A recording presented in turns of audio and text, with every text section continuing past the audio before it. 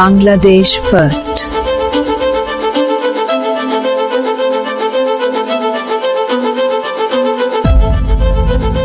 Our journey continues. আসসালামু আলাইকুম, আশা করি সবাই ভালো আছেন। খুবই ভারাক্রান্ত আজকে একটি দিন, যে দিনে বাংলাদেশ হারিয়েছে একজন নেতা, একজন আপোষহীন নেতা, যাকে অনেকভাবেই সংজ্ঞায়িত করা যায়, বেগম খালেদা জিয়া। এবং এই হারানোটা বাংলাদেশ কি হারিয়েছে সেটা নিয়ে আমি আসলে আজকে কথা বলবো।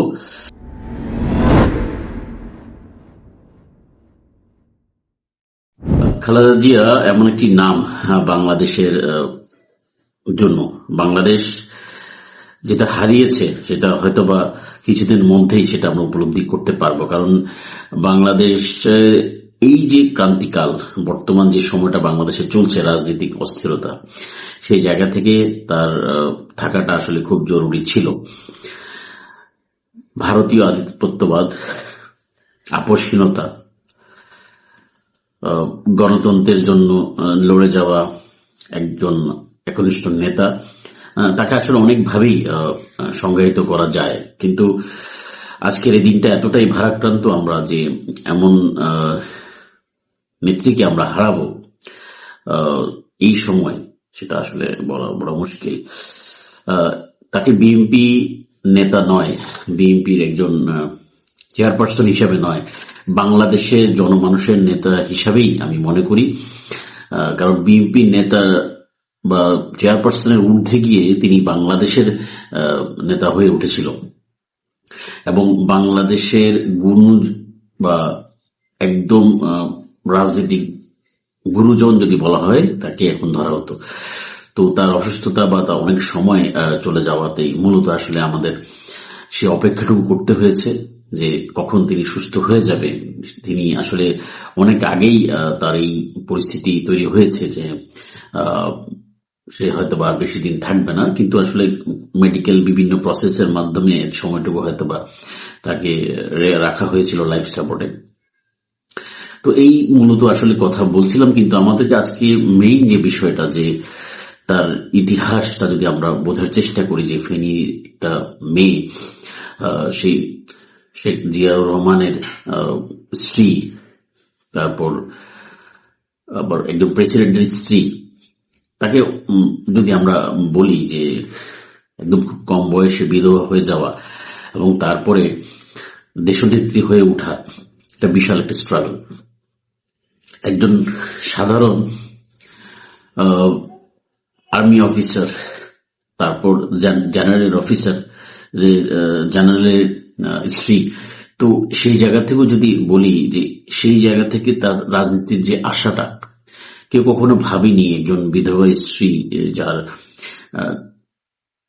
রাজনৈতিক দক্ষতা এতটা প্রখর হবে, দেশপ্রেমের যে জায়গাটা এতটা প্রখর হবে। আমি মনে করি দেশপ্রেমের যে জায়গাটা সেটা কিন্তু শহীদ প্রেসিডেন্ট জিয়াউর রহমানের কাছ থেকে আসা, এবং শহীদ প্রেসিডেন্ট জিয়াউর রহমানেরই কিন্তু যে আদর্শকে তিনি ধারণ করেছিল, তার জন্যই একদম আনকুরে রাজনীতিবিদ হওয়া সত্ত্বেও মাঠে যেভাবে নিজেকে ছড়িয়ে দিয়েছে মানুষের মাঝে, বিশেষ করে 90-এর যে আন্দোলন, সেই আন্দোলনের পরের থেকে কিন্তু মানুষের মনে জায়গা করে নিয়েছে। তার ফল কিন্তু তিনি 91 সালে জনগণ, মানুষ তাকে ভোটের মাধ্যমে দিয়েছে এবং 3 বার তাকে প্রধানমন্ত্রী হিসাবেও বাংলাদেশের মানুষ তাকে সে দায়িত্বটাও দিয়েছিল। তো এর পরবর্তীতে যে বিষয়টা সবচেয়ে বেশি টাচ করে মানুষের মধ্যে, সেটা হচ্ছে যে রাজনৈতিক দৃঢ়তা।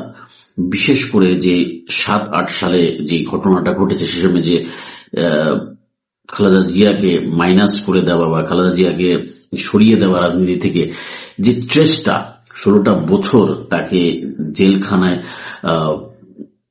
থাকতে হয়েছে মিথ্যা মামলায়, সেই জায়গা থেকে একবারের জন্য এই দেশ থেকে চলে যাওয়ার কোনো চিন্তা তিনি করেননি। তাকে বারবারই বলা হয়েছে যে আপনি চিকিৎসার জন্য বাইরে যাওয়ার জন্য, তিনি কিন্তু বারবার বলছে আমি আমার দেশ ছাড়া কোথাও যাব না, এই দেশই আমার ঠিকানা। তো এই জায়গা থেকে বলতে চাই যে খালেদা জিয়া এমন একটি ক্যারেক্টার, বাংলাদেশে শহীদ প্রেসিডেন্ট জিয়াউর রহমানের পরে এত দেশপ্রেম এমন ক্যারেক্টার আর দেখা যায়নি। তো বাংলাদেশের আসলে যোগ্য উত্তরসূরি ছিল ৭১-এর পরে, কারণ ৭১-এর পালা বদলে যতজন এসছে তাদের দেশপ্রেমতা নিয়ে আসলে আমাদের সন্দেহ রয়েছে। সে জায়গায় জিয়াউর রহমান যেই আশা আমাদেরকে দেখিয়েছিল, বাংলাদেশের স্বপ্ন দেখিয়েছিল, সেই স্বপ্নকে কেউ হয়তোবা শেষ করে দিয়েছিল, কিন্তু সেই লিগাসি কিন্তু বহন করে গিয়েছে বেগম খালেদা জিয়া। এবং বেগম খালেদা জিয়ার এই লিগাসি কিন্তু আমাদের আজকে বাংলাদেশের কোটি মানুষের মনে যেই স্বাধীনতার যে স্বাদটা পাওয়ার যে ইচ্ছা, এই জায়গা থেকে এসছে। তার আপোষহীনতা, তার আধিপত্য বিরোধিতা, এই জায়গা থেকে কিন্তু বাংলাদেশের মানুষের একটা বিশাল সেন্টিমেন্ট ক্রিয়েট হয়েছে, যেটা কিনা আর কোনো নেতার প্রতি হয়নি। কারণ বাংলাদেশকে সরাসরি ওন করে একমাত্র যদি বলি বর্তমানে খালেদা জিয়া ছাড়া এমন নেতা বাংলাদেশকে সরাসরি ওন করে, এই ধরনের নেতা আমি আসলে চোখে পড়ে না।